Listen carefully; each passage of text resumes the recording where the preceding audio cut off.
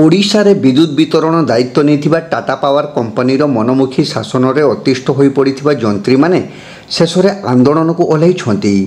प्राथमिक स्तर में से 27 तारीख कड़ा ब्याज परिधान पूर्वक प्रतिवाद जनाउथिबा बेले जंत्री मान दाबी को नहीं कौन निष्कर्ष न बाहर आसंता अक्टोबर मास 3 तारीख असहयोग आंदोलन आरंभ हो आयोजित एक सांबादिक सम्मेलन में राज्य विद्युत निगम जंत्री संघ बालेश्वर शाखा साधारण संपादक अनाथ बंधु चरण दास प्रकाश करिसेंती। अक्टोबर 7 तारीख ठारू समस्त छुट्टी दिन में कार्य परिवर्ते से दिन को संपूर्ण छुट्टी भाव उपभोग सह जंत्री माने कंपनी प्रदत्त मोबाइल को बंद रखा निष्पत्ति नहीं श्री दास कहते।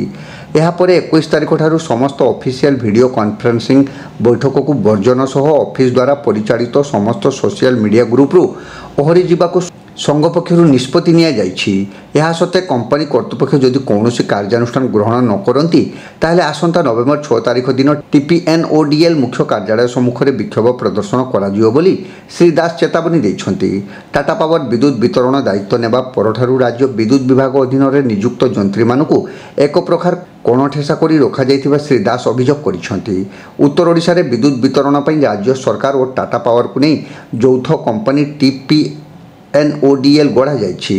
मात्र यह कंपनी रे सेमानक संख्या सीमित थिबा बेले टीपीएनओडीएल पक्षरु निजस्व 2000 रु ऊर्ध्व जंत्री को नियुक्ति दिया जाइछि।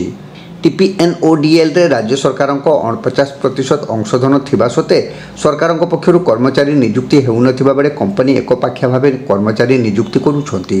विद्युत वितरण क्षेत्र में सरकारी नियुक्ति सह नियम अनुसार पदोन्नति प्रदान और ग्रेड पे वृद्धि प्रभृति 11 दफा दाबी को बारंबार टीपीएनओडीएल कर्तृपक्ष निकट में उपस्थापन करा जाइछि। मात्र सेमानक कौनसी कथा को टीपीएनओडीएल कर्तृपक्ष कर्णपात करुनथिबा संघ पक्षरु आरोप उठा जाइछि। गत अगस्त 13 तारीख में 11 दफा दाबी को नहीं स्मारकपत्र प्रदान करा जाइथिबा बेले टीपीएनओडीएल कर्तृपक्ष केवल टाड़टुड़ नीति अवलंबन करुथिबा साधारण संपादक श्री दास अभियोग करिसेंति। एणु विद्युत जोगाण क्षेत्र में कौन प्रकार बाधा न आनी न्याय्य दाबी हासिल करने प्रतिवाद सूचक से कार्य करिवे बोली श्री दास कहते। अन्य मानक मध्य संघर बालेश्वर शाखा उपसाधारण संपादक रमेश चंद्र दास, उपसभापति नटवर बेहेरा, कार्यकारी कमिटी सदस्य वीर किशोर दास, सह संपादक उमाकांत बारिक, जनरल संपादक विश्वजित महापात्र, संघर मयूरभंज जोन सह संपादक विद्याधर पंडा प्रमुख उपस्थित रही। आम आज टाटा पावर विरुद्ध रे आंदोलन को ओह्लै सारी 27 तारीख पाखु आम ब्लैक बेच पिंधिचु।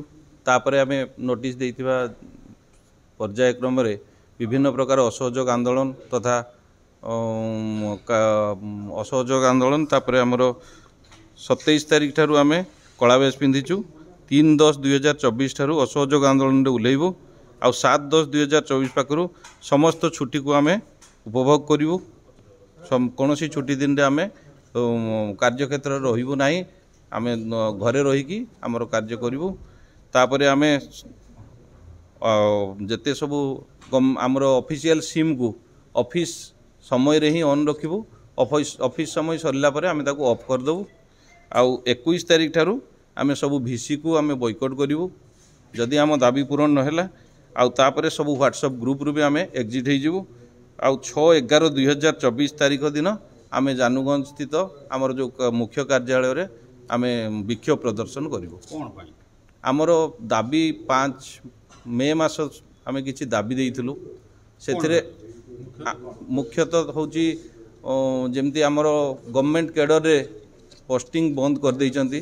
गवर्नमेंट कैडर 0 होबा पई बसिलानी, किंतु टाटा कैडर रे से माने 2000-2500 लोकों को पोस्टिंग करलेनी। गवर्नमेंट कैडर रे 0 पोस्टिंग।